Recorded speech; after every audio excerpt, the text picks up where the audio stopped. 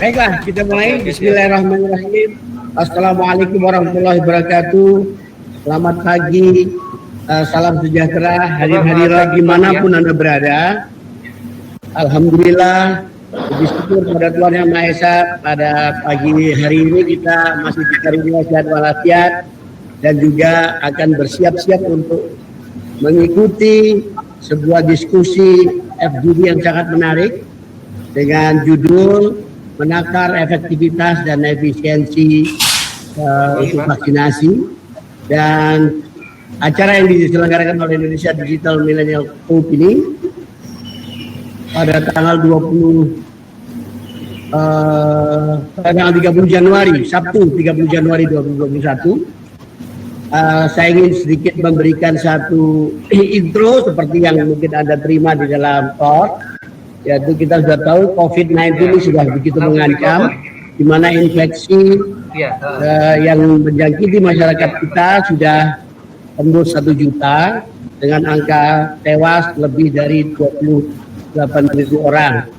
Di antaranya sedikitnya ada 600 tenaga kesehatan. Kemudian kasus ini rasa-rasanya juga semakin meningkat dan sudah tidak tahu sampai kapan puncak dan akhirnya.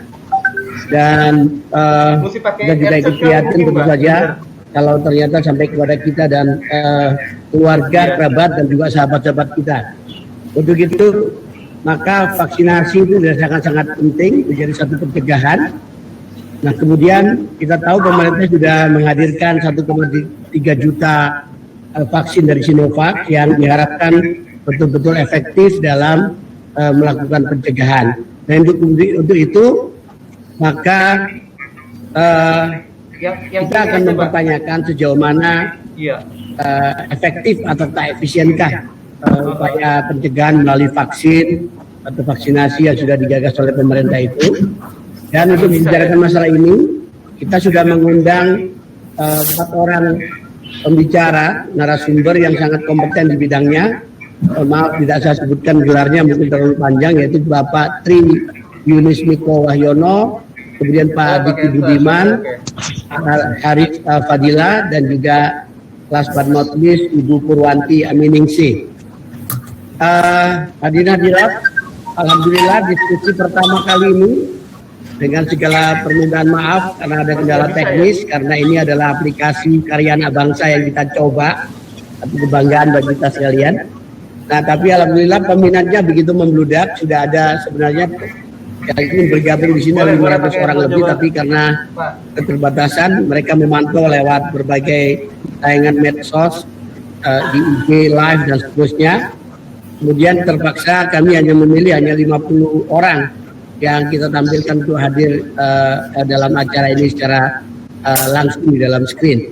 Dan kita ketahui sebagai juga perlu diketahui oleh semua khususnya pembicara bahwa acara ini akan kami rekam dan juga akan disiarkan di semua tayangan media sosial, di Facebook, di IGTV, kemudian di semua pokoknya platform dari media sosial, termasuk ini ada juga Lola TV yang bergabung di kita ya.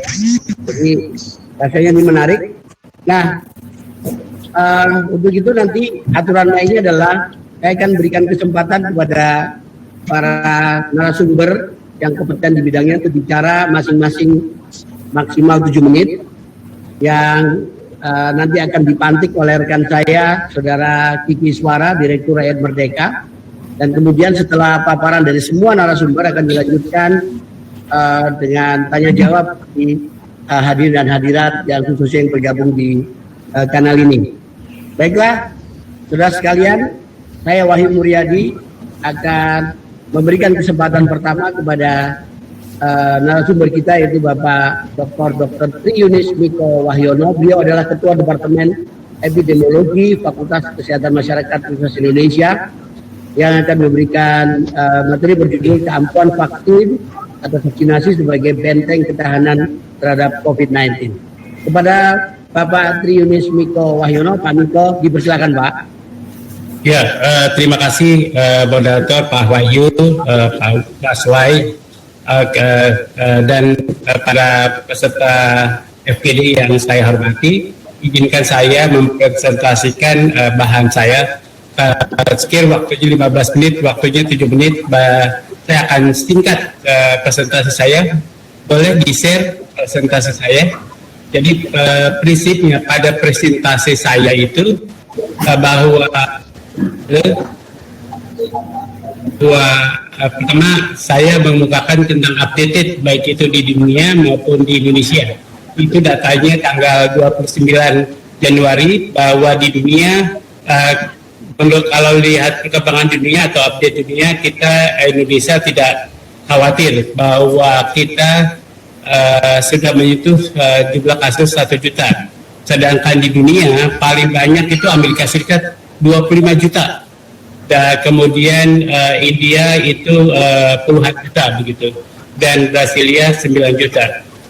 Kemudian kalau di Indonesia update-nya adalah itu sekarang sudah 1 jutaan begitu, 1 juta lebih dikit. Kemudian sekarang masalahnya adalah bahwa program penanggulangan COVID itu harusnya lengkap, dan mulai dari kontrol penyakitnya, mulai dari intervensi non farmakologisnya dan intervensi farmakologisnya. Jadi penanggulangan COVID-nya itu mulai dari tes, kemudian isolasi, karantina, kemudian kontak tracing, kemudian ada pencegahan penyakit. Kemudian intervensi non farmakologisnya adalah PSBB atau social distancing atau lockdown. Kemudian intervensi farmakologisnya adalah vaksin dan obat. Ya. Sementara obat belum ditemukan, sekarang ada vaksin, harapan baru begitu.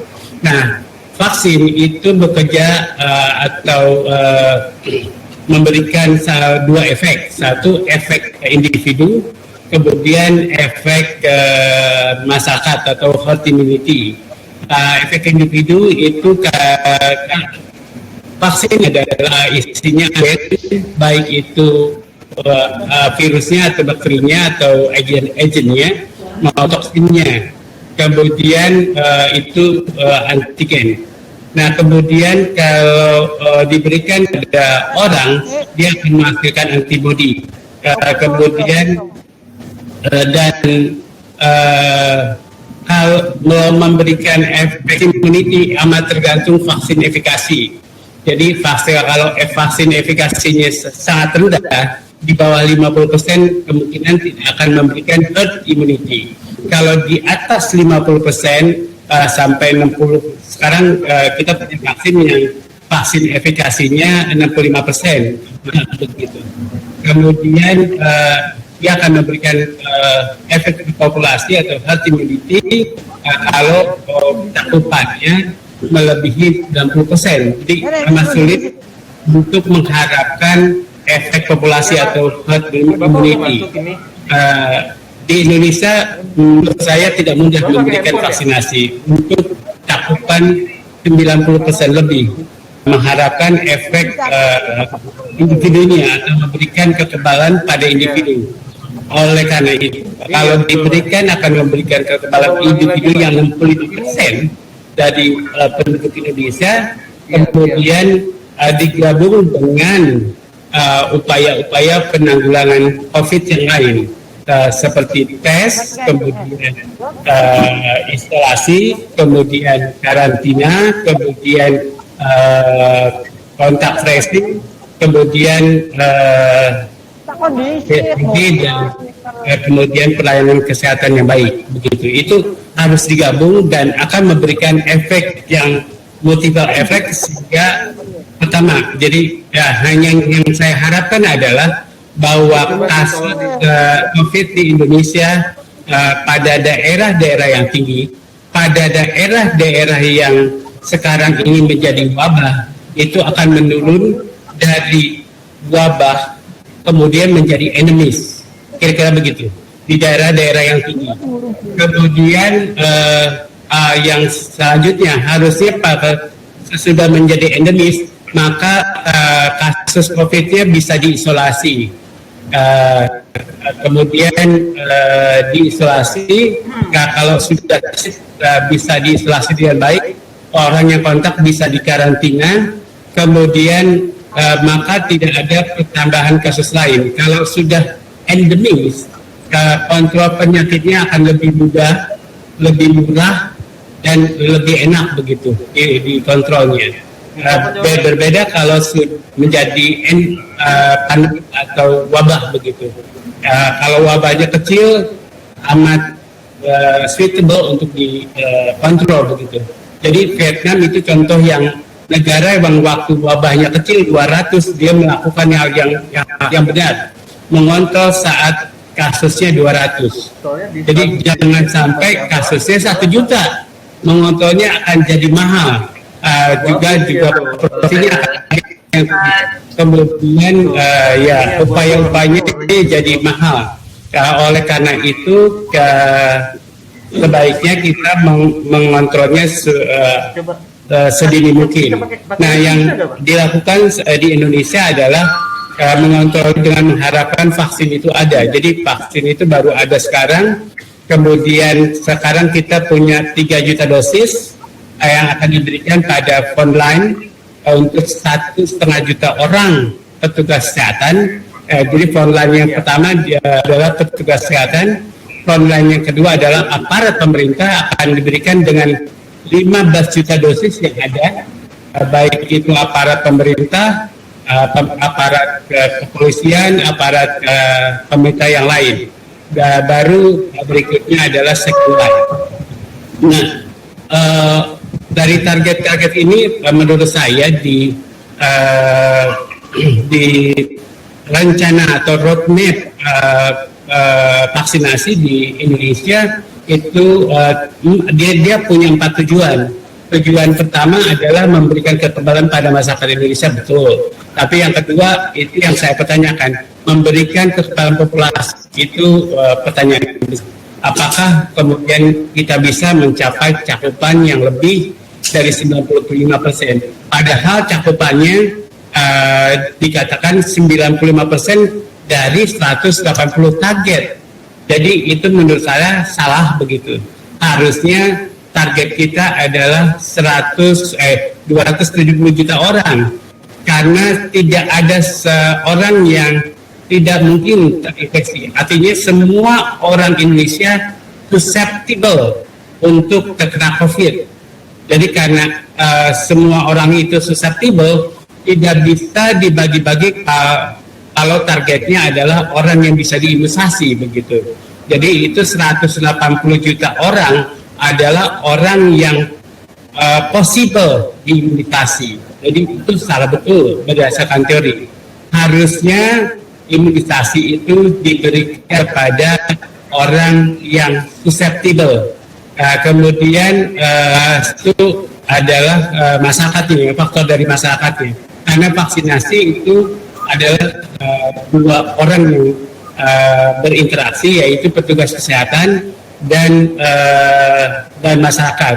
Nah, kalau petugas kesehatan ini logistiknya harus, cold chain-nya harus benar, kemudian pelayanan harus benar, kemudian tempat pelayanannya juga harus benar. Jadi semua manajemen pelayanan kesehatan harus diperbaiki.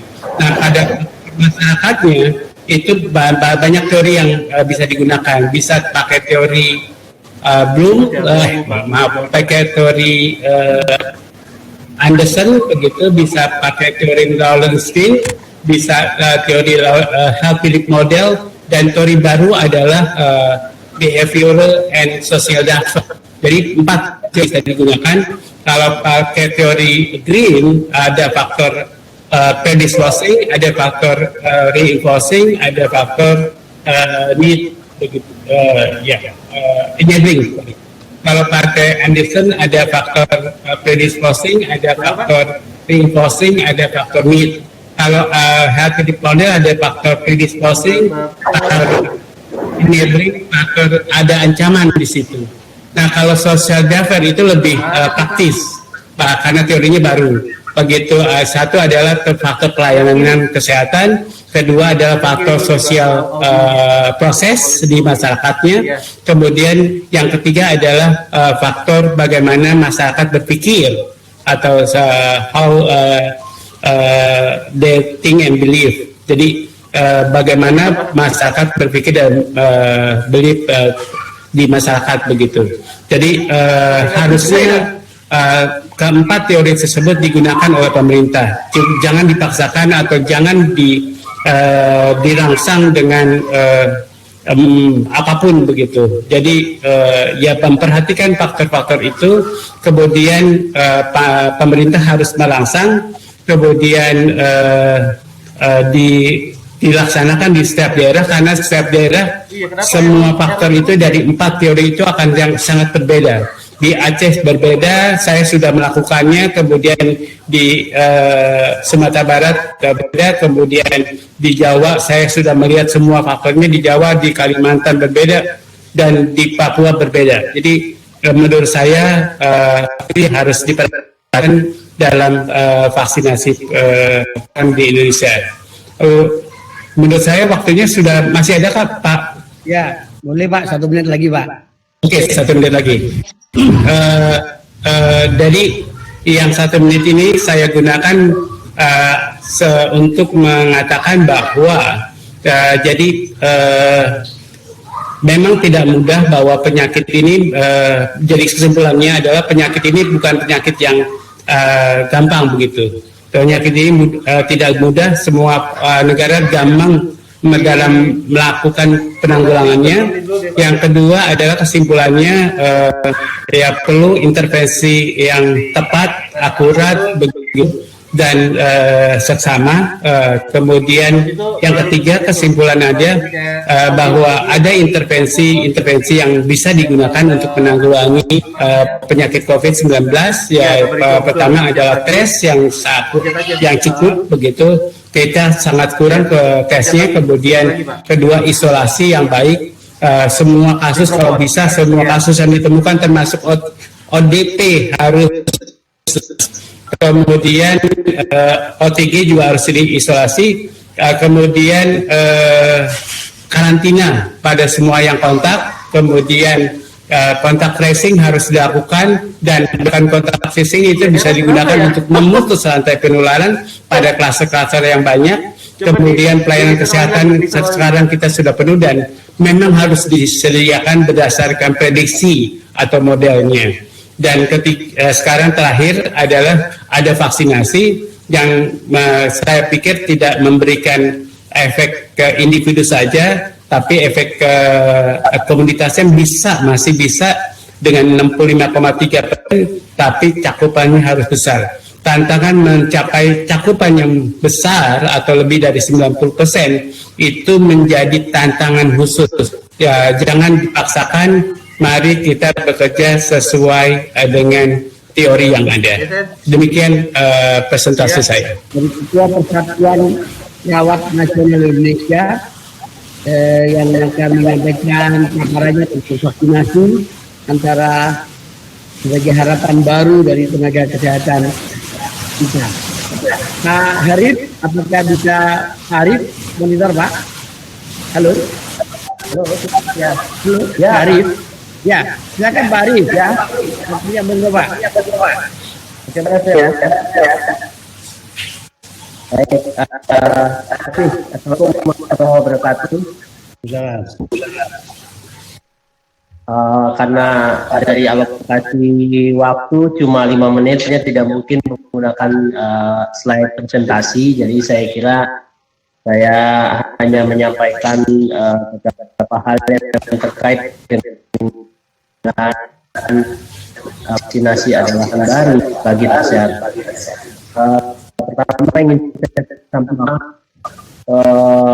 Indonesia ini memang kesehatan, kematian tenaga kesehatan yang ini luar biasa memang, dan memang angka yang terdeteksi juga tinggi, ya, dan memang menjadi perhatian di berbagai dunia adalah memang tenaga kesehatan pertama kali dilindungi. Ini dengan program vaksin yang ada di beberapa negara itu memang yang diprioritaskan yang pertama itu adalah tenaga kesehatan. Ini memang menjadi sebuah pertimbangan pertama dikarenakan tenaga kesehatan itu, kalau teori belum dari Pak Triuni barangkali yang sangat ahlinya itu, bahwa salah satu faktor yang menyebabkan orang sakit yaitu adalah fisiknya, kemudian bagaimana daya tahan hostnya, dan kemudian yang ketiga adalah lingkungan. Nah, di mana tenaga kesehatan ini memang bekerja dan berpraktik di lingkungan yang sangat rentan dibanding dengan yang lainnya, karena mereka akan berpotensi peran langsung dengan sumber-sumber penularan yang memang mereka harus layani sedemikian rupa. Karena itu, pandemi ini memang ada beberapa strategi penanganannya, baik itu 3T, testing,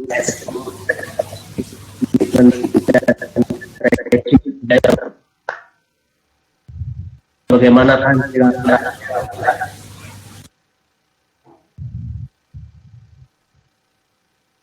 yang ada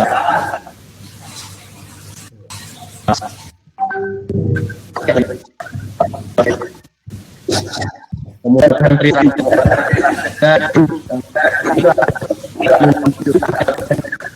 kesadaran bersama bahwa kita sedang ditemukan. Nah, yang keempat ini vaksin. Vaksin walaupun satu-satu jalan keluar untuk kita lepas dari pandemi ini, tetapi ada untuk bisa lebih bisa lebih menghadap pandangan para orang-orang vaksin ini akan mendapatkan proteksi secara individual, ya.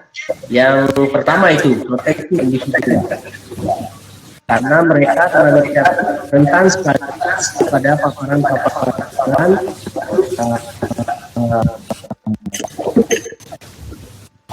karena mereka bekerja pada lingkungan. Karena mereka harus lindungi, salah satunya dengan vaksin ini. Itulah yang menjadi harapan kita.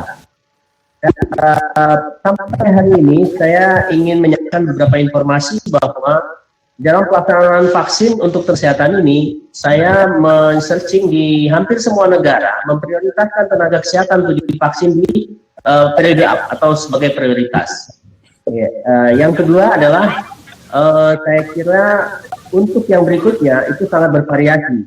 Ada yang juga army, ada juga pelayanan publik, dan ada juga masyarakat yang tercover asuransi dan sebagainya. Pada umumnya mereka mempunyai kebijakan yang sama, adalah tenaga kesehatan yang sama mendapatkan vaksin ini.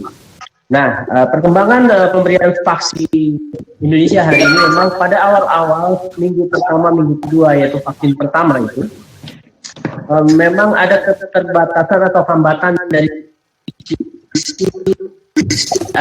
administrasi, bagaimana jumlah angkanya itu tidak sesuai dengan yang diharapkan.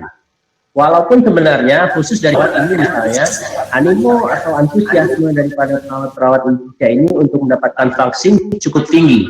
Kami mempunyai survei internal yang secara acak di semua provinsi itu dengan responden di 2.000 orang itu dengan angka kesediaan untuk mendapatkan vaksin yang pertama kali itu adalah 82%. 7%-nya menolak dan 13%-nya tidak tahu. Nah, ini saya kira gambaran dari perawat-perawat Indonesia dan mungkin juga gambaran tenaga kesehatan bahwa kita semua sebenarnya antusias menerima vaksin ini. Dari tanggal 27 Maret itu sudah hampir 400.000 tenaga kesehatan yang sudah divaksin. Sementara kita masih punya target minggu lagi. Kira-kira ini buat pemerintah dan kita semua cakup sampai dengan 1,4 juta tenaga kesehatan ini bisa tercover dalam pada akhir Februari yang akan datang. Lalu hambatan-hambatan yang terkait dengan administrasi kita juga sudah mulai perbaikan. Mulai kemarin ada satu sistem, sekarang banyak sistem atau channel bisa kita keputus di tangan WhatsApp ya. Ditambah dengan ini dan beberapa hari ke depan, pemerintah juga membuka layanan vaksin massal untuk tenaga kesehatan yang dipusatkan di berbagai sentral pelayanan, sentral termasuk di fasilitas pelayanan kesehatan maupun pendidikan tenaga kesehatan yang gunanya untuk cover lebih banyak lagi tenaga kesehatan baik terdaftar di dalam maupun yang belum terdaftar dalam sistem untuk mendapatkan vaksinasi. Dan saya optimis untuk bisa sampai akhir Februari ini tercapai 1,4 juta tenaga kesehatan nanti, dan harap ke depan dengan semua bisa mendapatkan vaksin, maka apa yang disampaikan Prof. tadi bahwa kita akan mendapatkan kondisi herd immunity ya, yang bisa membuatkan kita melewati pandemi ini dengan baik. Yang terakhir, bahwa sampai hari ini 1 juta lebih penderita atau yang terkonfirmasi COVID ini menunjukkan kekhawatiran juga kepada kami sebagai tenaga kesehatan. Dengan bertambah terusnya angka ini, maka persentase orang yang memenuhi fasilitas pelayanan kesehatan ini pasti akan meningkat. Oleh karena itu, sementara fasilitas pelayanan kesehatan dan tenaga kesehatan tidak bisa serta-merta ditambah dengan begitu saja, maka ini menjadi sebuah kekhawatiran kita kalau tidak segera diatasi, termasuk dengan vaksin itu. Saya kira demikian yang bisa saya sampaikan. Terima kasih. Terima kasih Haris Fadilah, Ketua Persatuan Perawat Nasional Indonesia, yang tadi sudah menyatakan secara terbuka bahwa vaksinasi ini memang benar-benar menjadi harapan yang penting sekali bagi nakes, dan sudah betul. Hanya harapannya supaya target 1,4 juta sampai akhir Februari ini yang betul-betul mendapatkan vaksinasi atau imunisasi itu dengan sebaik-baiknya. Karena ancaman dari angka yang terinfeksi kan sudah tembus kita sehingga sangat mencemaskan. Nah, Haris, sekali lagi terima kasih, dan baiklah kita mengacu kepada satu-satunya narasumber perempuan, Ibu Dr. Gigi Purwanti Aminuddin. Beliau adalah Direktur Operasional PT Pelindo Husada Citra yang membawai Rumah Sakit PHC, salah satu rumah sakit BUMN di Jawa Timur, yang akan membicarakan tentang bagaimana kesiapan peraga dan fasilitas kesehatan masyarakat dalam rangka vaksinasi di Indonesia. Kepada Dr. Gigi Purwanti, saya persilakan. Baik, terima kasih. Terima kasih Om Wai, Pak Wahyu, dan juga salam hormat buat semua para pembicara yang telah hadir di sini dan juga teman-teman yang sudah join di sini. Saya hanya ingin menceritakan sedikit tentang bagaimana kesiapan vaksin di salah satu rumah sakit BUMN, tentunya dalam hal untuk melayani vaksinasi yang merupakan program pemerintah. Di sini kami sudah siap. Yang kami siapkan sesuai dengan arahan dari Pertamedika IHC yang merupakan kami bagian dari Pertamedika IHC Holding Rumah Sakit BUMN, itu adalah terkait kesiapan dari tempat, ya. Selain kesiapan dari tempat adalah kesiapan dari cold chain management, yaitu rantai dingin. Yang dimaksud itu rantai dingin adalah bagaimana kesiapan dari chillernya, tempat penyimpanan itu penting sekali, di mana suhu yang dibutuhkan adalah 2-8 derajat Celcius. Kemudian bagaimana kesiapan dari juga vaksin carrier ataupun cool box seperti itu. Di sini juga kami juga sudah siap, terutama di Rumah Sakit PHC. Juga mungkin karena saya juga sebagai ketua tim Satgas Vaksinnya Pertamedika IHC, holding Rumah Sakit BUMN di sini dari 73 rumah sakit yang merupakan gabungan menggabung diri kepada Pertamedika IHC itu sudah siap semuanya, termasuk juga klinik-klinik yang di bawahnya Pertamedika IHC. Ada sekitar 134 klinik yang tersebar di Indonesia, yang ada di 20 provinsi di Indonesia. Jadi memang itu untuk cold chain management, untuk lokasi atau tempat pelayanan, kemudian juga terkait juga sumber daya manusianya, vaksinatornya juga kami sudah siap. Kemudian juga terkait distribusinya, terkait faktor distribusinya, ya tentunya kita berkoordinasi dengan dinas setempat, dinas kesehatan setempat untuk pemenuhan daripada kebutuhan vaksin di rumah sakit kami. Itu juga sudah siap. Juga terkait juga untuk single database yang dari Kemenkes sendiri juga kami sudah siap juga dalam hal penginputan, termasuk KIPI-nya. KIPI itu adalah kejadian ikutan pasca imunisasi, juga kami sudah siap seperti itu untuk menginput report juga ke Dinkes ya, ke Kemenkes seperti itu lewat aplikasi PCare, di mana untuk yang single database sendiri mereka juga memfasilitasi Kemenkes terkait beberapa platform yang yaitu antara lain platformnya itu adalah Peduli Lindungi, kemudian adalah PCare sendiri, kemudian juga untuk Smile untuk logistiknya. Jadi semuanya juga sudah siap. Kemudian juga yang terkait untuk alur proses atau bisnis prosesnya sendiri juga kami juga sudah siap ya. Artinya tidak hanya rumah sakit PHC, tapi rumah sakit PHC itu di Surabaya. Kemudian tapi 73 rumah sakit yang di bawahnya holding Rumah Sakit BUMN, di bawahnya Pertamedika IHC juga sudah siap. Insya Allah sudah siap semuanya dan sudah melayani sampai saat ini. Ada beberapa yang memang belum, tapi ada beberapa yang sudah melayani walaupun belum sudah siap walaupun belum melayani seperti itu. Sebagian besar sudah siap. Sekitar di atas 70%, 80% sudah melayani seperti itu. Dan di rumah sakit kami sendiri sampai hari ini dari mulai pelayanan vaksin sudah melakukan vaksinasi sekitar 750-an orang. Alhamdulillah tidak ada KIPI atau kejadian ikutan, artinya efek samping dari vaksinasi tersebut alhamdulillah zero seperti itu. Jadi kita 750 itu nakes ya, akan beredar sesuai dengan keputusan pemerintah, kan ada 6 jenis ya seperti itu yang kebetulan yang diperbolehkan, termasuk juga Sinovac yang pertama kali datang, kemudian juga Novavax, tidak Novavax ya tapi AstraZeneca, Pfizer, Moderna, kemudian Bio Farma sendiri juga memproduksi. Vaksin merah putih juga mungkin di tahun 2022 nantinya ya. Mungkin seperti itu yang sedikit bisa saya sampaikan, Pak Wahyu atau Om Wai. Terima kasih. Wassalamualaikum warahmatullahi wabarakatuh. Waalaikumsalam warahmatullahi wabarakatuh. Ibu Dr. Gigi Purwanti, kami ningsih kesiapan dari semua rumah sakit di Indonesia ini, khususnya rumah sakit di holding di bawah BUMN. Alhamdulillah sudah siap betul ya. Mudah-mudahan tahap pertama sampai April nanti sudah sesuai dengan harapan dan dilanjutkan tahap kedua yang akan berakhir Maret 2022.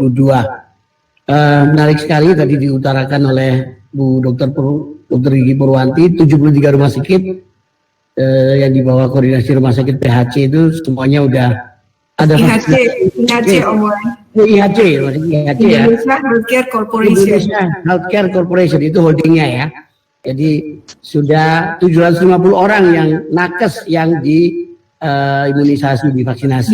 Di PHC-nya sudah 750-an orang per hari kemarin. Ya, ya sepertiganya dari nakes dari rumah sakit lain ya. Oke. Menarik. Terima kasih Dr. Gigi Purwanti. nanti tentu akan kita kembangkan dalam diskusi dengan para peserta di sini. Dan selanjutnya saya kembali lagi ke Pak Diki Budiman. Apakah sudah siap Pak Diki? Halo? Halo? Pak Diki Budiman dari Australia. Iya, Pak Diki sampai dengan saat ini masih belum bisa, masih kendala dengan bahan sosialisasinya. Karena di Australia kalian. Iya. Apa lain itu? Mungkin Sosialisasi di FST EFM. strain internetnya di sana sama sini beda strainnya kali ya. Mungkin. Oke, baiklah. Nanti kita tunggu Pak Diki, kalaupun bisa nyambung kapan aja kita akan masukkan selama acara masih berlangsung. Nah, berikutnya seperti yang saya katakan, yang seharusnya memantik diskusi ini langsung saya geser menjadi penanggap utama atas para narasumber yang sudah presentasi tadi, yaitu saya beri kesempatan kepada sahabat saya Kiki Iswara, Direktur Rakyat Merdeka, untuk menanggapi apa saja yang tadi sudah disampaikan oleh semua narasumber. Silakan Bu Kiki Iswara. Terima kasih Pak Wahyu atas kesempatannya. Assalamualaikum warahmatullahi wabarakatuh. Waalaikumsalam. Selamat siang, salam sejahtera untuk kita semua. Apa yang disampaikan tadi oleh Pak Dr. Niko, bahwa cakupan vaksinasi ini tentu harus diperluas, diperbanyak sampai kepada semua orang yang punya potensi bisa tertular COVID-19. Artinya karena ini efekasi Sinovac yang sudah kita gunakan ini adalah angkanya pada angka 65,3%, maka jumlah orang yang divaksin tentu harus lebih dari apa yang telah ditetapkan. Kalau memungkinkan ya semua warga bangsa ini yang punya potensi tertular. Artinya itu baru bisa mencapai kekebalan kelompok atau herd immunity. Karena itu, karena ini memerlukan waktu panjang, yaitu waktunya bisa 12 sampai 15 bulan untuk bisa menyelesaikan kegiatan atau program vaksinasi ini, maka upaya lain menurut Pak Niko harus dilakukan juga secara simultan, paralel. Artinya mobilitas masyarakat harus ditingkatkan dikala pandemi mencapai tingkat-tingkat tertinggi atau lonjakan-lonjakan pasca liburan, atau ada orang yang habis berkerumun dan lain-lain, maka di situ penerapan prokes yang ketat harus dilakukan, plus membatasi mobilitas masyarakat.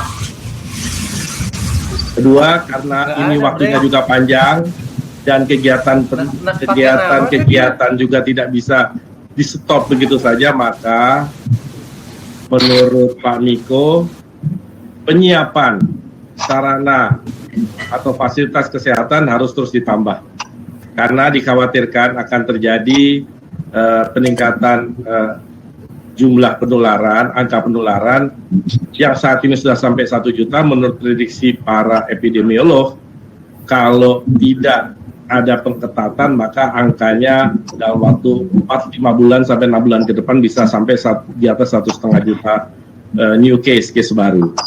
Karena itu sekali lagi apa yang dikemukakan Pak Niko tentu bisa menjadi acuan seluruh stakeholder yang bertanggung jawab, termasuk pihak otoritas kesehatan, untuk mengatasi kemungkinan terjadinya lonjakan kasus baru di masa-masa ke depan. Terutama harus ada antisipasi sebelum ada libur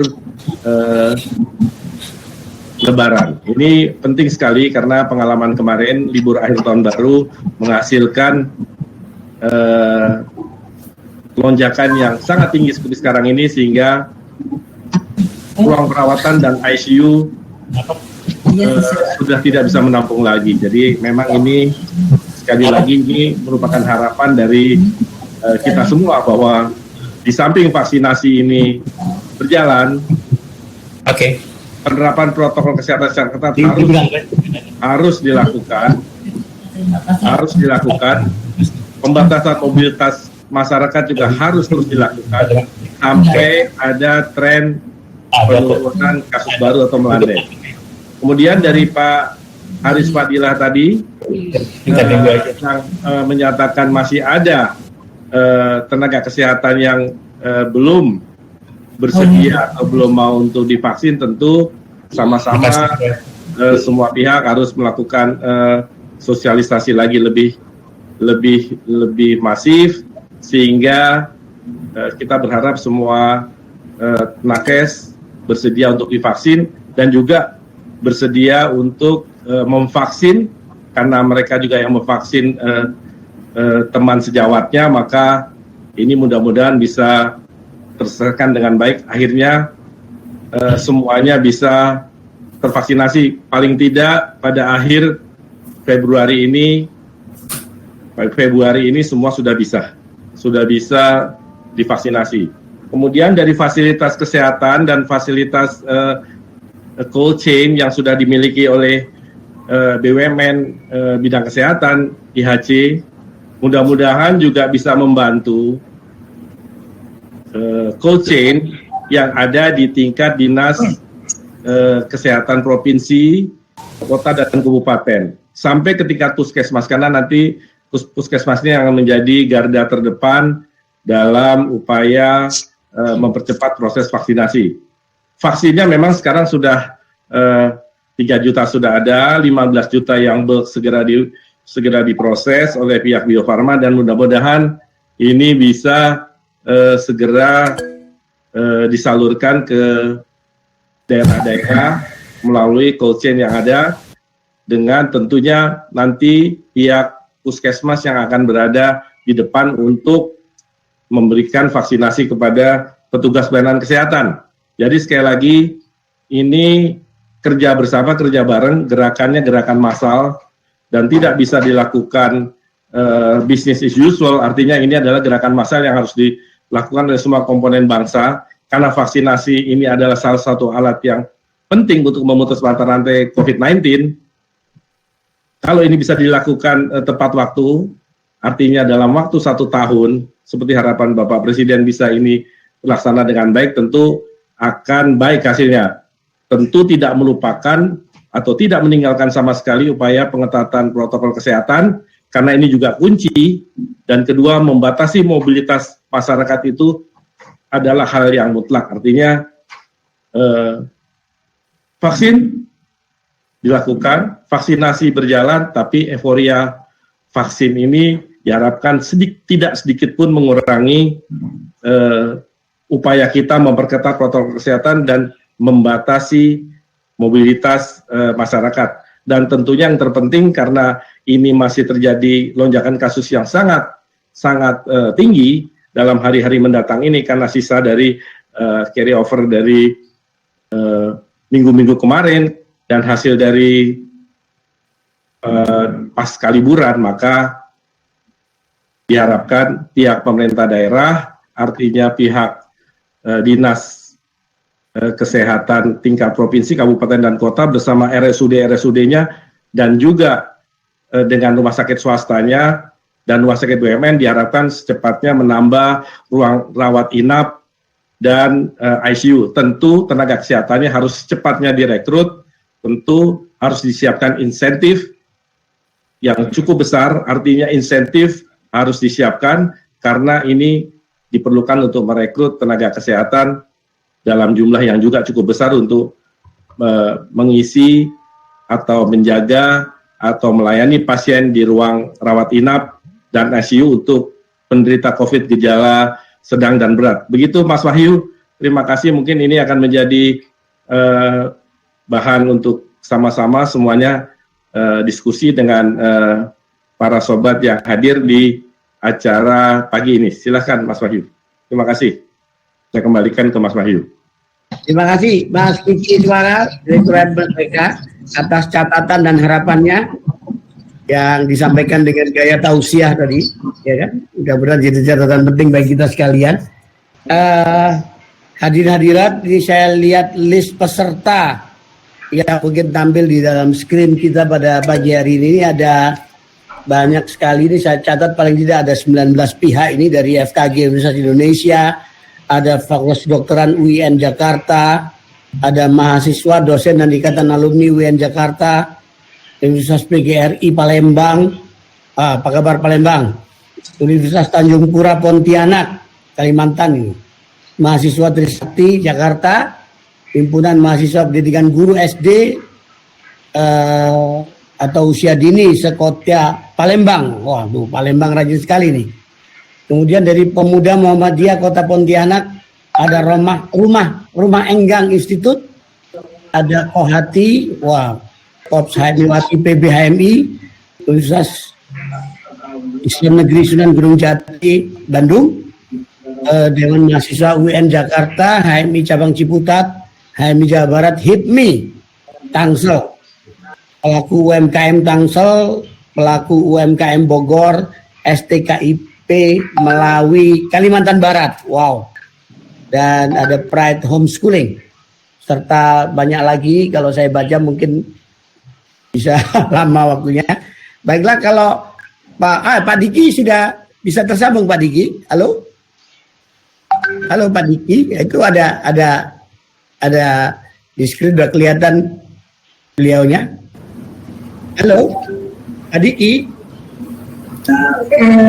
Diinfokan di chat room ini mic tidak bisa on, saya tidak tahu kenapa ini Pak. Oh iya, beliau menulis nih, mohon maaf mic tidak bisa on. Saya tidak tahu kenapa apa nggak kompatibel dengan ini, apakah hanya di Indonesia saja bisanya, kan harusnya di seluruh jagat ini. Ya. Halo, ya. Pak Diki, belum bisa Pak Diki ya? Oh iya. Jadi presentasinya pakai isyarat aja Pak. Mungkin choice ininya kali Om Wai, mohon maaf, itu Ya. kan ada dua choice yang buat mikrofon, choice yang Oh, buat iya. teknologi. Itu ada gambar mikrofon yang dipasangin headset beliau. Mungkin dipencet headset ya. Coba Fadul. Sudah melakukan hal yang sama, Pak Diki sudah pencet mikrofon, namun ada kata-kata filer connection. Carrier. Ya, sambung. Yang saya takutkan memang Lightmeet belum bisa menjangkau kali atau seperti apa, saya belum sampai Ya. belum tanya. Ini ya oke, jadi kendala teknis soal satu titik aja mikrofon. Jadi beliau bisa monitor kita ya. Biar Pak Diki monitor ya. Pak Diki. Yang penting sehat Pak Diki Budiman. Anda sudah sangat beken nih, epidemiolog dari Australia, dari Griffith University yang banyak bicara tentang masalah COVID-19 khususnya di Indonesia. Baiklah, kalau memang belum bisa tersambung, saya langsung aja mengancik pada memberikan kesempatan kepada para hadirin dan hadirat untuk ini sesi Q&A, tanya jawab. Saya persilakan, mungkin kalau ada yang bertanya, komentar, mau menanggapi, mau mengkritik silakan. Ini saya catat ada Pak Humaini Rizki ya. Pak Humaini Rizki. Halo Pak Humaini. Ada ya Pak Humaini Rizki? Halo? Sedang kita aktifkan mikrofonnya, Pak. Ya, ini juga ada Dava dari UIN Syarif Hidayatullah. Dava. Pak Humaini, halo. Halo Pak, ya. Ya, Bisa kedengaran Pak suaranya Pak? Ya, bisa. Pak Humaini Rizki ya? Iya Pak. Nah, tolong diperkenalkan Anda dari mana, apa kabar, dan juga mau mengomentari apa. Silakan Pak Humaini Rizki. Iya Pak. Ini Mas ya, masih muda ya, milenial. Silakan. Terima kasih saya ucapkan kepada semuanya terkait pemaparan dan juga penyampaian soal vaksin di Indonesia. Perkenalkan, nama saya Humaini Rizki dari UIN Syarif Hidayatullah Jakarta. Alhamdulillah masih mahasiswa dan masih berkecimpung di dunia aktivis. Langsung saja mungkin Pak ya, saya Ya. ingin mengomentari dan juga bertanya.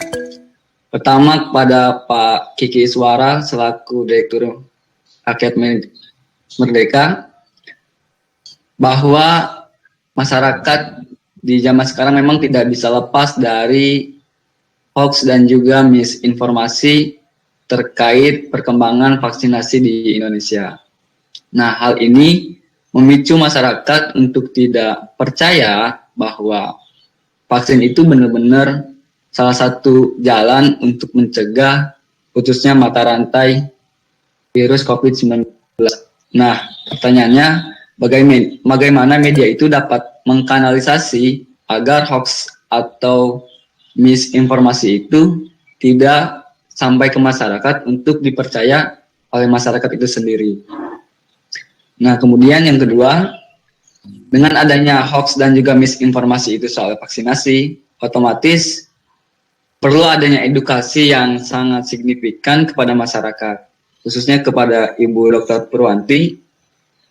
Nah, edukasi yang diberikan oleh tenaga kesehatan kepada masyarakat tidak bisa disampaikan melalui sebuah teori. Apalagi tengah masyarakat yang awam, yang mungkin banyak masyarakat yang tidak paham terkait biologi atau dari struktur virus tersebut yang memang bisa diselesaikan oleh vaksin. Nah, artinya perlu media atau metode yang sangat manjur gitu untuk bisa membawa bahwa publik itu bisa percaya bahwa vaksin itu benar salah satu cara untuk memutus rantai corona. Apalagi dengan berbagai macam sudut, bahwa kita kemarin sudah mendengar salah satu kontroversi yang dilakukan oleh salah satu politisi PDIP yang mencoba bahwa yaitu adalah orang yang tidak mau divaksin dengan berbagai macam alasan. Sudah mungkin sudah ada datanya ya berdasarkan NIK, karena kan yang divaksin itu untuk usia 18 sampai 59. Dan ternyata sesuai dengan juknis pelaksanaan vaksin yang terbaru 2 Januari 2021, itu juga ada usia di atas 60 tahun lebih seperti itu. Jadi sebenarnya juga memfasilitasi tidak aja usia 18 sampai 59, tapi di atas 59 tahun seperti itu. Jadi untuk menciptakan herd immunity seperti itu. Siapa ini yang bertanya ini? Mas Rama Putra. Jadi mungkin dari Faris Rama Putra. Faris Rama Putra. Jadi vaksin itu gratis untuk 182 juta jiwa. Sebenarnya sebelum tanggal 16 Desember itu ada yang namanya vaksin mandiri dan target vaksin gratisnya cuma 32 juta. Tapi alhamdulillah good news per tanggal 16 Desember 2020 dari 32 juta yang divaksin gratis menjadi 182 juta rakyat Indonesia yang divaksin gratis. Nah, itu janjinya Pak Presiden dan itu juga dilakukan dengan periode Januari 2020 sampai Maret 2022, 15 bulan kurang lebih.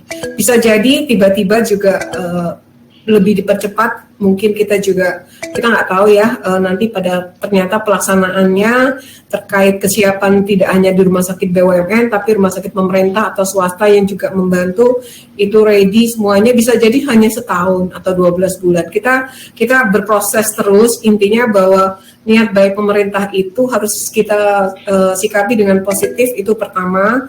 Kedua juga bahwa dengan vaksin itu bukan semata-mata juga mengeliminir daripada kita bebas tidak pakai masker, karena tetap harus yang seperti tadi Pak Kiki juga Pak Miko juga bahwa sebenarnya yang harus tetap dibudayakan di kita dengan era new normal ini dengan pemakaian masker dengan 5M tersebut, itu kita tidak boleh lalai karena itu wajib protokol kesehatan.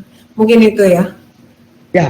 Ya, oke. Terima kasih Bu Purwanti. Ini saya mau bacakan dari pernyataan Pak Diki Budiman karena beliau tidak bisa berbicara di mikrofon. Beliau mengetik di sini bahwa prinsip pemberian vaksin dalam situasi wabah adalah gratis. Ini prinsipnya, sukarela dan tidak diskriminatif. saat ini pemerintah sudah menegaskan prinsip gratis tersebut. Wacana vaksin mandiri atau berbayar ini masih harus dikaji lebih dalam dan lebih matang dari sisi manfaat dan risikonya.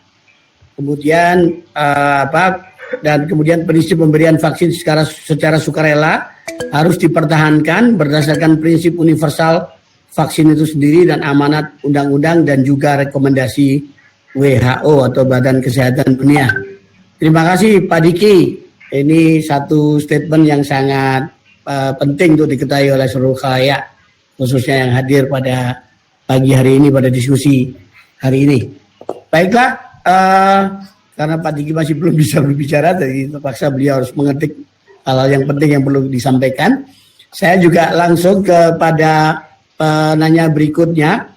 Kalau yang mau tanya silakan. Ini ada Fatul Arif ya. Fatul Arif atau siapa nih? Silakan. Ada si ini apa? Faris sudah Umira Fauzia. Hadir. Umira Fauzia. Ada Umira Fauzia. Ya, sarapan saya. Ya. Halo Umira. Sultan Rifandi. Oh, Sultan Rifandi. Ya. Tes. Sultan. Halo. Ya. Halo, siapa? Sultan. Siap Om Wai. Ya, oh iya, Sultan Rifandi. Silakan. Oke, baik. Aktivis Pak. Ya. Aduh. Assalamualaikum warahmatullahi wabarakatuh. Terima kasih Om Wai atas kesempatannya, abang-abang senior semua. Selamat pagi semuanya. Sebetulnya saya lebih ke arah kepada pertanyaan Om Wai. Kan gini, kira-kira vaksin ini kan bukan doktrin ya Om Wai ya. Jadi wajar kita timbul banyak pertanyaan sebab badai tidak mungkin berlalu tanpa pertanyaan-pertanyaan dengan maksud menguji kredibilitas dan penyelesaian gitu Om Wai. Nah, ini kan kita melihat bagaimana kemudian krisis fasilitas kesehatan sudah mulai menampakkan wajahnya gitu kan. Rumah-rumah sakit sudah mulai berteriak bahwa mereka sudah masuk ke dalam tahap krisis, entah dengan fasilitas kesehatannya, kasurnya, dan lain-lain sebagainya. Itu sudah mulai terjadi. Saya punya kawan yang dia itu orang tuanya meninggal hanya karena menunggu dan mengantri ruang ICU gitu loh. Saya tidak sedang mengkritik bagaimana kemudian begitu berkeringatnya petugas kesehatan, para dokter, mereka mulia. Tapi yang kita ingin pertanyakan di sini, bagaimana kemudian bulan depan, di bulan Februari atau setidaknya bulan Maret, kita mencapai pada titik di mana orang sudah bingung ingin ke rumah sakit mana lagi, petugas kesehatan juga sudah bingung ingin melakukan seperti apa lagi untuk menolong, karena semua serba terbatas dan masuk pada tahap krisis.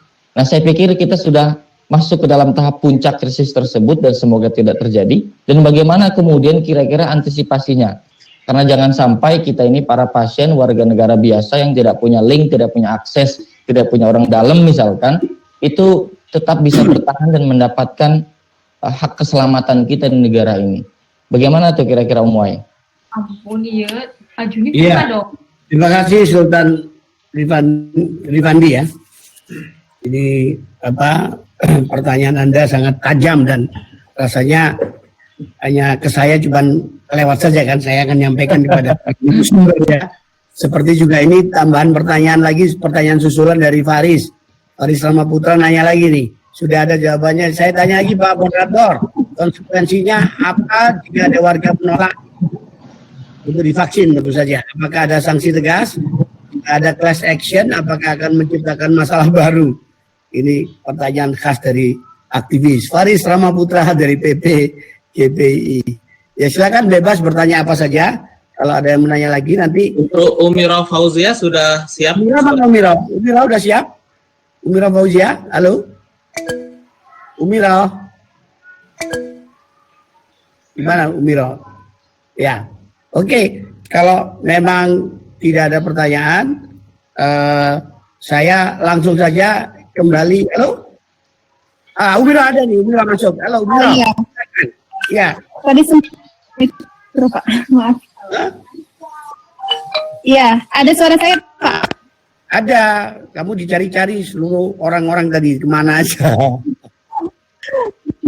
Maaf, diskusi yang sangat menarik sekali Pak. Saya juga selaku dari masyarakat mungkin ya, yang masih bimbang begitu, mau nggak ya ini divaksin gitu. Agak sedikit ketakutan juga apakah ada efek yang memang nantinya sangat fatal kah atau seperti apa begitu. Karena sejauh ini betul tadi disampaikan para pemateri juga, kita dari masyarakat sangat minim sekali edukasi, sosialisasi mengenai vaksin ini begitu. Apalagi vaksinnya untuk COVID sendiri saja berbagai daerah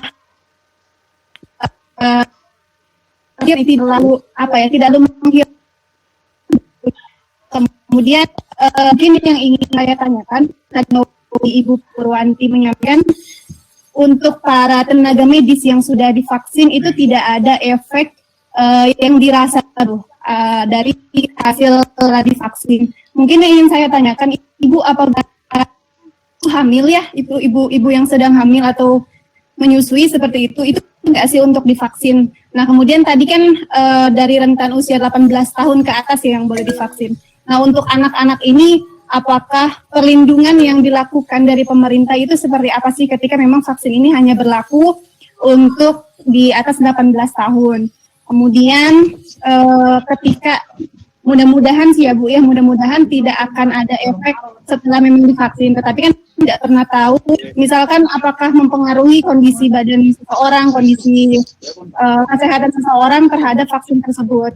Kemudian ketika terjadi hal-hal yang diinginkan akibat dari divaksin ini Bu, siapa sih pihak yang bertanggung jawab untuk itu begitu? Kemudian dari masyarakat bisa mengadukan kemana atau menyampaikannya seperti apa begitu kepada pemerintah? Mungkin itu saja Pak, terima kasih. Assalamualaikum warahmatullahi wabarakatuh. Umiro, Anda ada di mana nih? Jakarta, Palembang, Kalimantan, mana? Sedang di Jawa Barat Pak. Oh Jawa Barat. Oh Ya. Jawa Barat masih merasa minim edukasi ya, aneh sekali. Ada beberapa daerah ya. Edukasi itu sudah banyak sekali di mana-mana ini. Anda masih merasa kurang ya. Kemudian tanya soal ada ibu hamil menyusui. Ada lagi hamil atau bagaimana? Enggak? Atau tanya? Banyak saudara saya Pak. Oh saudara, tanya saudara. Oke. Ya, oke. Ini pertanyaan Anda semua dicatat dan diperhatikan oleh semua narasumber yang akan saya kasih kesempatan beliau-beliau itu untuk memberikan tanggapannya sekaligus closing statement. Kalau memang sudah tidak ada pertanyaan lagi. Nanti juga ditutup oleh nanggap terakhir Pak Kiki juga. Oke, kalau memang sudah tidak ada Umiro, Humaini Rizki, kemudian Sultan Rifandi semua sudah dicatat. Saya langsung saja sekarang berikan kesempatan karena waktu kita sudah harus berakhir dan kita tentu saja karena banyak kegiatan saya rasa dari semua narasumber. Jadi langsung saja saya akan beri kesempatan sekali lagi untuk kepada pakar-pakar kita, Bapak Dr. Tri Yudismiko Wahyono, Diki Budiman kalau masih bisa, kalau enggak ya enggak apa-apa. Kemudian diketik saja Pak Harif Fadila, Ibu Purwanti, dan terakhir Pak Kiki. Pak Miko silakan Pak, closing statementnya sekaligus tanggapan dari pertanyaan-pertanyaan tadi Pak. Silakan Pak Miko. Halo, Pak Miko sudah, mungkin. Ya, kalau nggak ada Pak Miko, Pak Diki masih rajin juga. Silakan menulis kalau ada yang perlu diketik dan diketahui oleh masyarakat luas di sini. Pak Harif Fadila, Pak Harif, ada Pak Harif? Halo, Pak Harif Fadila. Ya, siap. Oke, Pak Harif. Ya, Pak. Om Wai. Ya, tadi monitor ya, keluhan-keluhan masyarakat lewat Om Wai tadi ya. Ya, silakan kalau mau Anda tanggapi sekalian closing statement, Mas. 3 menit. Mas. Oke, Harif. baik. Ya, terima kasih Om Wai. Jadi sendiri terkait vaksin itu alhamdulillah saya sudah vaksin yang kedua kali Om Wai. Wah, ya, alhamdulillah. kemarin tanggal 27 saya yang kedua divaksin. Ya. Dari vaksin yang pertama dan vaksin kedua. Alhamdulillah saya tidak ada keluhan-keluhan dan semuanya dalam keadaan kondisi sehat walafiat. Jadi dari sisi perspektif saya sebenarnya menerima vaksin hari ini, saya sangat merasa aman gitu ya. Dan ini menjadi penting, dan tetapi saya memang menghimbau kepada seluruh masyarakat dan juga teman sejawat saya, walaupun kita sudah divaksin, tapi protokol kesehatan memang tetap harus kita jaga. Nah, apalagi vaksin ini katanya 28 hari sejak vaksin atau setelah kedua bahkan mulai tumbuh antibodi, sehingga tentu masa ini kita tetap harus ada dan tidak boleh senang-senang mentang sudah divaksin terus kita tanpa melaksanakan protokol kesehatan. Ini berlaku pula untuk masyarakat saat. Jadi saya kira itu tentang yang pertama soal vaksin. Itu hanya dengan fasilitas pelayanan kesehatan yang terbatas nanti diduga ya. Ini saya kira kita juga harus bersiap diri untuk menghadapi lonjakan-lonjakan yang luar biasa bila mana ada penanganan yang sangat serius untuk mengatasi jumlah orang yang terkonfirmasi ini. Karena apa? Karena jumlah sekarang ini misalnya setiap rumah sakit akan membuka ICU tambah, tentu makan tenaga. Dan tenaga itu juga tidak serta-merta bisa kita penuhi hanya perawat dari ruangan biasa ke ICU. Tidak bisa serta-merta seperti itu. Karena minimal pelatihan untuk perawat ICU saja antara 4 sampai 6 bulan.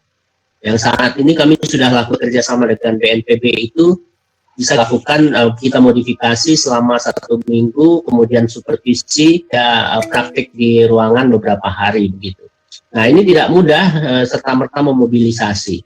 Apalagi untuk kita memobilisasi tenaga kesehatan yang sifatnya ini adalah lokalistik kita ini, institusional. Rumah sakit A ke rumah sakit B itu bisa dimobilitas. Misalnya sesuatu kekurangan, satu kelebihan tidak mungkin bisa dimobilisasi begitu saja. Karena terkait dengan izin, dengan berbagai hal, dan rasanya memang kalau mau menambah tenaga untuk mempersiapkan lonjakan luar biasa itu, memang kita harus merekrut relawan-relawan. Pertanyaannya, apa daya tarik lain untuk mengabdi sebagai relawan? Ini satu yang harus dipikirkan ke depan. Saya kira itu yang bisa saya jawab di pendengaran saya yang putus sambung tadi terkait dengan sinyal ini. Makasih ya. Pak Harif, terima kasih sekali. Saya mau tanya lagi nih Pak Harif, sebentar. Anda kan sudah divaksin 2 kali ya, pakai Sinovac ya? Hanya Sinovac kok? Iya, Sinovac. Ya. Gimana? Rasanya bagaimana? Anda bilang rasanya lebih segar, biasa saja atau bagaimana? Biasa, Biasa? Biasa saja. Biasa saja, karena saya juga biasa saja, ya. Makan juga biasa saja. Gitu. Umumnya kan habis disuntik kan ada demam gitu, ada nggak? Kalau dulu waktu kecil kita kalau divaksin tipes atau apa kan demam gitu atau nggak ya? Nggak ada Pak ya? Efek demam? Tidak ada, kebetulan untuk saya tidak ada. Ya. Teman saya juga yang saya tanya paling ada keluhan itu ngantuk sedikit, ya. Kalau sampai panas tinggi itu tidak. Belum ada saya dapatkan laporan dari teman yang sudah vaksin. Kalau Pak Arif ngantuk sedikit juga. Kebetulan kemarin saya ada begadang, entah ngantuk karena vaksin atau bukan. Jadi saya sulit membedakannya. Iya.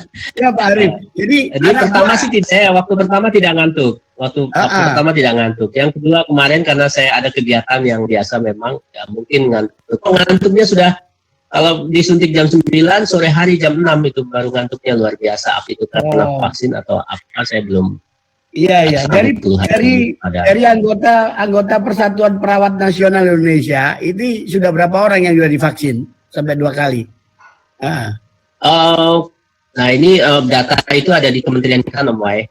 Ya. Jadi tetapi kalau jumlah 400 itu, rata-rata perawat itu adalah 50-60% jumlah tenaga kesehatan. Baik itu di institusi maupun secara komposisi proporsi yang ada di seluruh daerah maupun Indonesia. Oke. 400 kira-kira ya 220-an sudah divaksin itu. 220 gitu. Ya. Jadi untuk nakes tentu saja kepalanya dulu, ketuanya dulu disuntik dulu ya. Ya begitu Om Wai. Ya betul. Terima kasih Pak Arif. Waduh saya ngiri kalau udah dapat vaksin ini. Om Wai belum dapat nih. Masih jangan ngiri Om Wai jadi kesehatan aja dulu. Ya. Oke. Pak Arief, terima kasih. Saya kembali ke Pak Miko. Pak Miko sudah bisa dihubungi ya Pak Miko? Atau sudah pergi beliaunya? Pak Miko? Kalau nggak ada, saya lanjutkan baca. Pak Miko masih online, namun mungkin mikrofonnya. Ya, oke. Saya bacakan dulu dari ini pernyataan dari Pak Diki Budiman. Jadi saat ini kita ini belum memasuki masa puncak ataupun situasi terburuk pandemi COVID. Gelombang pertama pandemi kita yang panjang dan menguat menunjukkan intervensi yang dilakukan selama ini tidak memadai dan tidak sebanding dengan besarnya masalah. Ini persis juga dengan pernyataan Pak Miko tadi ya.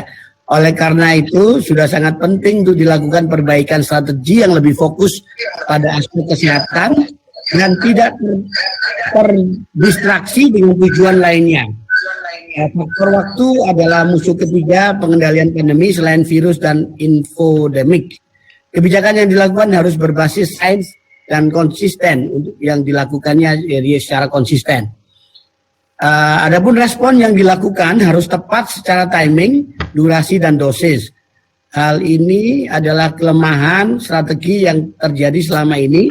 Selain faktor strategi komunikasi resiko yang belum memadai, sehingga kita melewati masa golden period. Dan vaksin Sinovac terbukti secara ilmiah aman dan memiliki efikasi yang memadai. Selain halal, setiap vaksin memiliki kelebihan dan kekurangan. Prinsip ketersediaan menjadi faktor utama yang harus dipertimbangkan pada situasi pandemi saat ini. Wah, satu pernyataan penutup yang sangat menarik dari Pak Arief Budiman. Terima kasih Pak Arief, sudah sempat ngetik. Ini Anda berkejar-kejaran dengan pikiran dan perasaan Anda luar biasa. Thank you Pak Diki. Pak Diki. Sebelum ke Pak Gita untuk ini sudah connect di handphone saya. Dia ingin memberikan pernyataan. Jadi melalui M saya aja. Oh ya, silakan. Silakan. Gimana Pak Miko? Jadi saya akan menjawab pertanyaan baik dari Pak Vicky, baik itu dari Sultan Rifandi yang katanya badai tidak berlalu, kemudian baik dari penanya lainnya. Jadi kalau saya menjawab pertanyaan dari Pak Vicky begitu bahwa cakupan itu 180 juta harus dicakup semua begitu. Harusnya memang yang harus dicakup di imunisasi harusnya 27 juta karena semuanya itu berisiko untuk kena COVID-19 atau susceptible. Jadi bukan dari 180 juta. Itu menurut saya ada kekeliruan. Yang kedua adalah bahwa mobilitas itu tidak mempengaruhi imunisasi, tapi partisipasi masyarakat. Oke, jadi partisipasi masyarakat tadi saya katakan itu amat tergantung teori yang digunakan. Kemudian kalau sekali itu ada kalkulasi kasus itu kurang dari 1/3.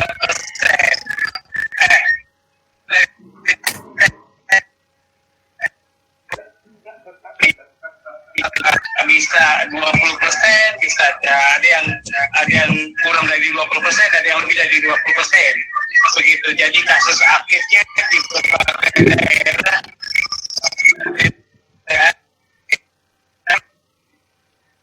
kita ada nyambung ke Sultan Rifandi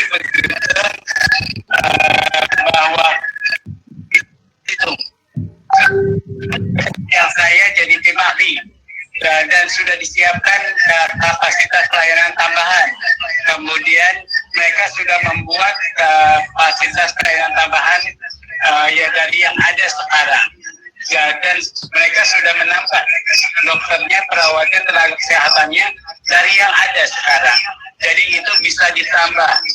Nah, pernyataan Pak Sultan Rifandi bahwa badai tidak berlalu, harusnya badai pasti berlalu.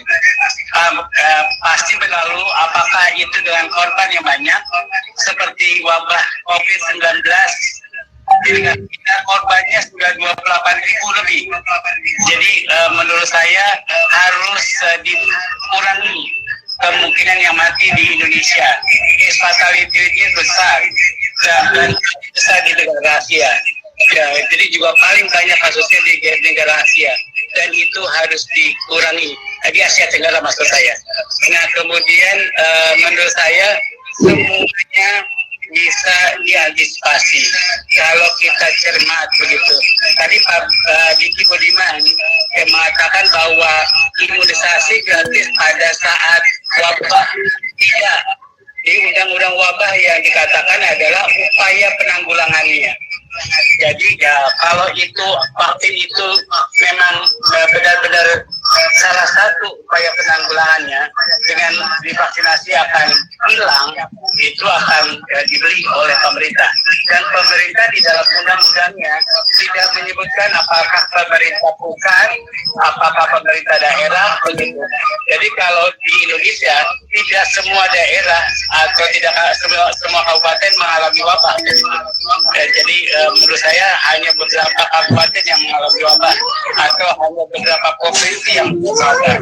Oleh karena itu yang mungkin bisa membiayai itu adalah provinsi atau kabupaten yang mengalami wabah.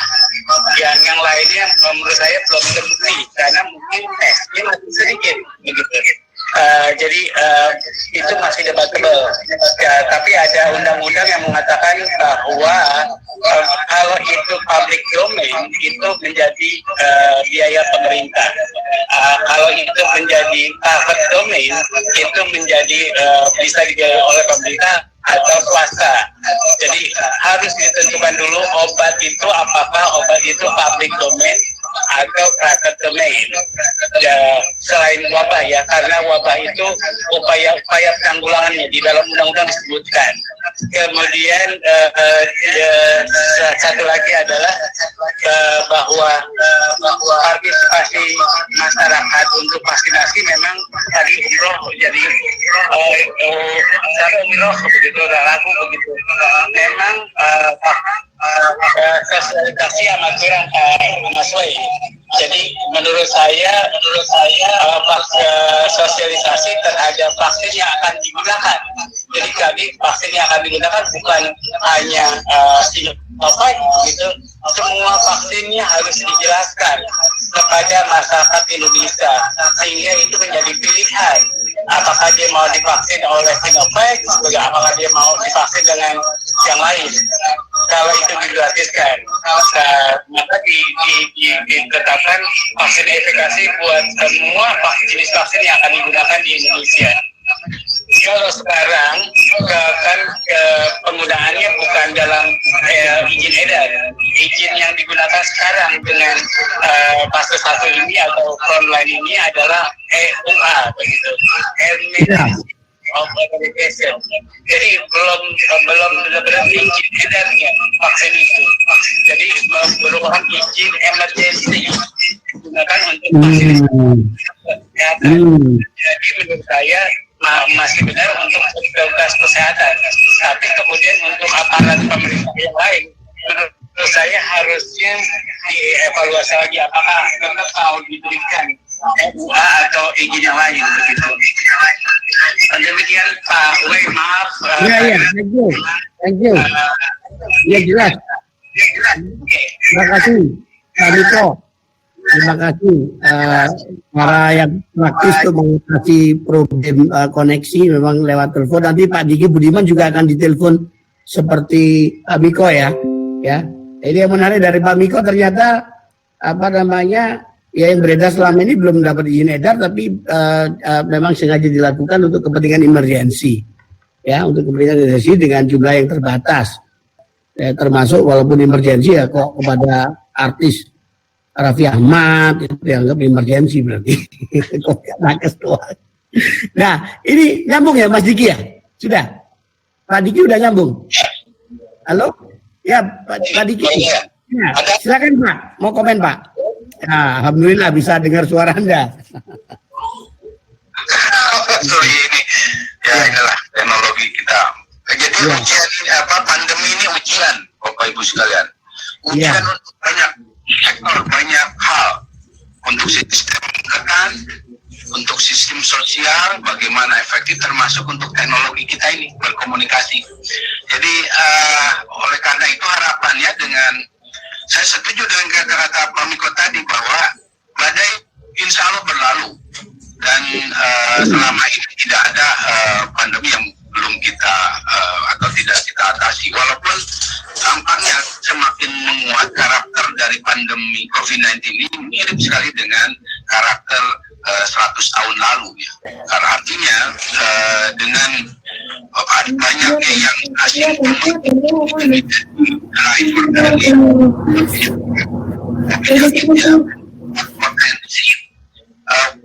pengendalian atau keluar kita dari pandemi ini tidak bisa cepat ya, mungkin 3-4 tahun secara keseluruhan. Nah, inilah yang harus direspon dalam berbagai strategi dan antisipasi baik sektor kesehatan maupun sektor-sektor lainnya, supaya masyarakat terutama ini kan berlama-lama ini akan memiliki dampak ya, kelelahan dan lain sebagainya. Ini yang harus direspon, dan oleh karena itulah penting sekali Indonesia memiliki rencana strategi yang komprehensif, meliputi jangka pendek, jangka menengah, dan jangka panjang, termasuk recovery plan-nya. Kebetulan saya salah satu yang saat ini sedang menyusun itu untuk recovery plan pandemi Indonesia.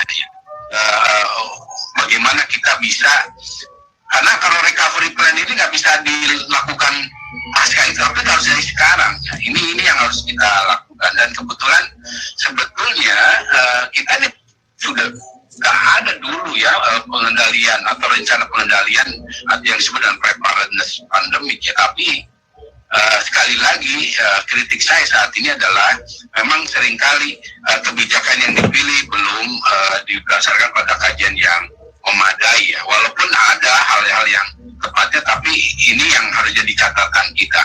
Kemudian mungkin hal terakhir lagi adalah bahwa penting sekali kita pahami bahwa pandemi ini sekali dimulai dari satu orang, tidak langsung menjadi 100 juta seperti saat diperkirakan akhir minggu ini jadi 100 juta di dunia.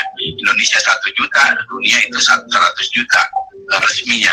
Nah, artinya karena ini dimulai dari satu orang, intinya setiap orang punya peran penting untuk membantu kita semua keluar dari situasi krisis, apapun perannya. Dan ini yang harus disadari, dan itulah sebabnya kalau kita lihat orang Jepang, orang di daerahnya pun, maksudnya pelosoknya, teman saya bercerita di sini, dia sudah tahu apa peran dia.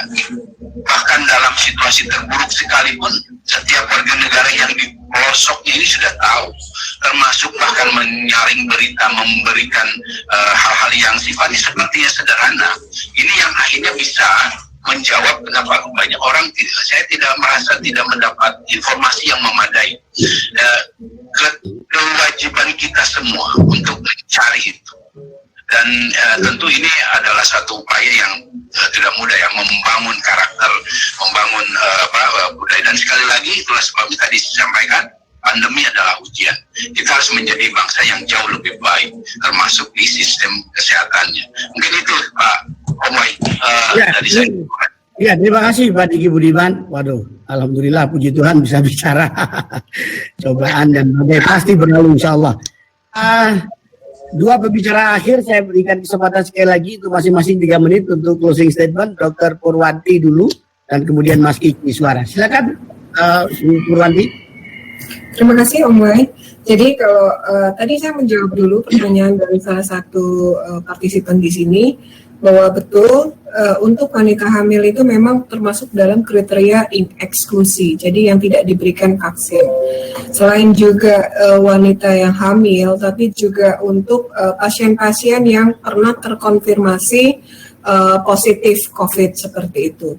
Jadi mungkin ini yang perlu diketahui oleh masyarakat. Kemudian juga pasien ada orang-orang yang mempunyai faktor komorbid berat tentunya.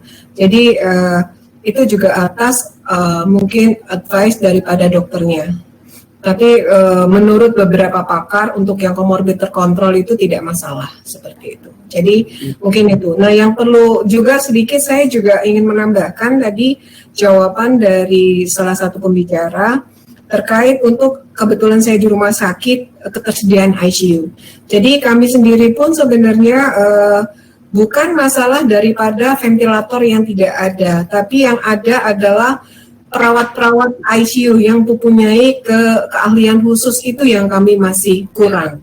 Jadi bukan masalah ventilator. Ventilator kami cukup banyak, cukup ada seperti itu ketersediaannya. Cuman yang menjadi masalah adalah perawat-perawat tersebut, karena perbandingannya kalau menurut teori itu 1:1. Sebenarnya 1 bed itu 1 perawat seperti itu. Jadi itu yang harus teman-teman ketahui. Jadi tidak mudah untuk menanggulangi ini. Artinya, saya juga menghimbau kepada para masyarakat atau kepada partisipan di sini untuk terkait protokol 3M. Minimal 3M. Memakai masker, menjaga jarak, mencuci tangan. Kemudian juga meminimalisir mobilitas. Jadi karena apa? Karena itu membantu juga pemerintah, membantu juga rumah sakit. Karena kalau kita harus merubah daripada saat ini di mana pandemik COVID ini terkait untuk kebiasaan-kebiasaan baru. Nah ini yang harus dipatuhi oleh semua masyarakat untuk membantu kami, membantu pemerintah seperti itu. Jadi tolong patuhi dan juga jangan mungkin jangan saling menyalahkan, lebih baik introspeksi diri. Saya melihat contoh saya ke pasar tradisional, itu masih nggak pakai masker semuanya. Tapi terus atau mungkin rumah sakit disalahkan ketidaktersediaan daripada bed daripada ICU ataupun bed daripada yang regular COVID seperti itu, yang di luar dari yang COVID-nya ringan, untuk gejala ringan atau gejala sedang. Kalau gejala ringan bisa diisolasi mandiri di rumah ataupun di hotel. Jadi tolong patuhi. Jadi itu, karena kalau saya lihat mereka masih tidak patuh terkait protokol kesehatan. Seperti itu. Jadi itu ya, Om Wai. Jadi mungkin itu yang harus kita sama-sama. Even ada vaksin sekalipun itu hanya mengurangi resiko, tapi bukan solusi menjawab solusi yang utama. Jadi itu yang harus terus kita patuhi sampai kita nggak tahu vaksin COVID ini berlalunya sampai kapan, kita tidak tahu. Mungkin itu aja Om Wai, closing statement. Terima kasih Dr. Gigi Purwanti Aminingse. Dan terakhir kepada Bung Kiki Suara Rakyat Merdeka. Silakan. Terima kasih Mas Wahyu.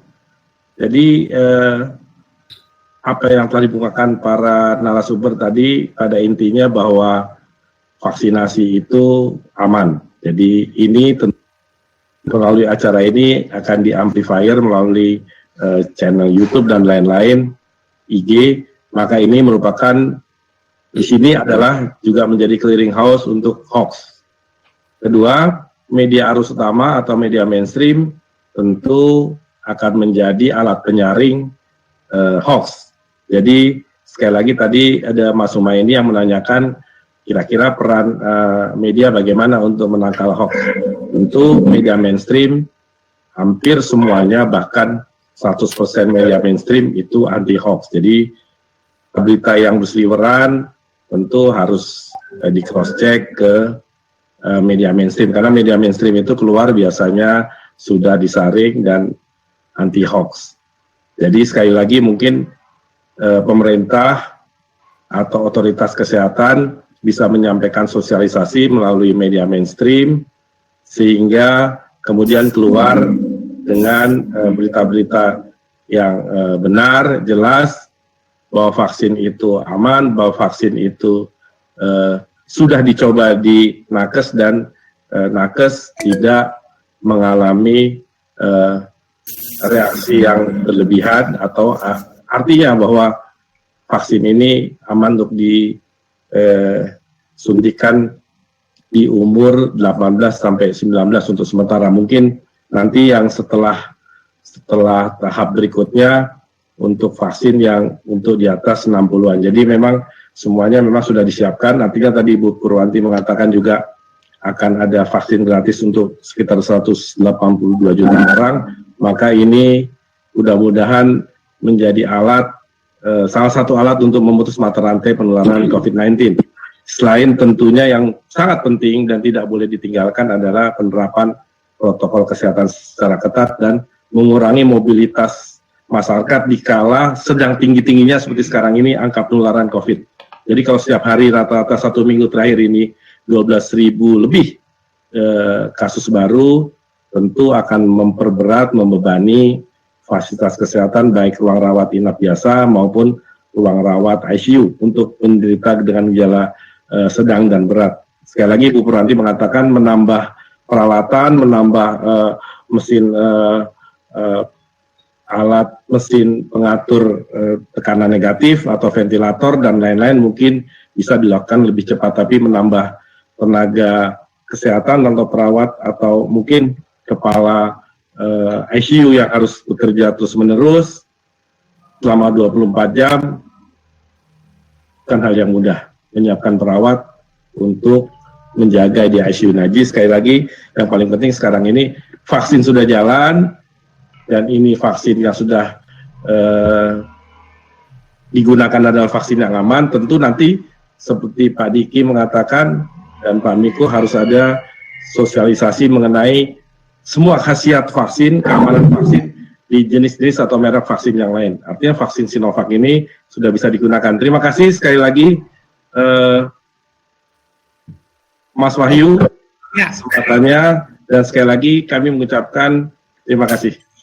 Terima kasih kepada seluruh pembicara, narasumber, Kiki Iswara, Ibu Purwanti, Aminingse, Pak Harif Fadilah, Diki Budiman, dan Pak Triunis Miko Wahyono.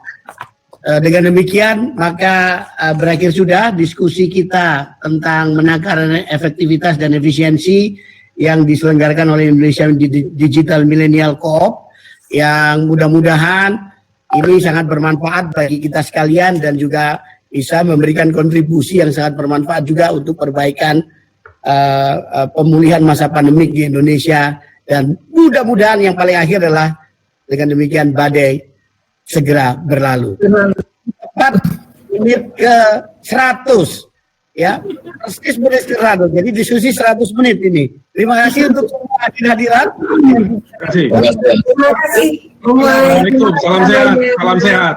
Salam sehat, salam semangat. Selamat berpisah lagi, selamat berjumpa lagi nanti lain kesempatan kita diskusi berikutnya. Assalamualaikum warahmatullahi wabarakatuh. Terima kasih. Waalaikumsalam warahmatullahi wabarakatuh. Bye-bye.